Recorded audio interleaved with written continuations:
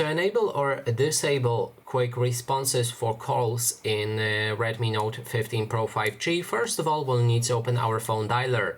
Next step is to click on the three lines in the top left corner of the screen and open settings. Inside, we'll be able to find quick responses that you can click on, and then on the top there's a switch to enable or disable quick responses. So what it does is basically allows you to quickly respond to somebody and decline the call if somebody is calling you. So here you'll find quick responses that are preset. For example, can't talk, call me later. I will call you right back. I will call you later. Can talk now. What's up? You can click on each of them and adjust the response message.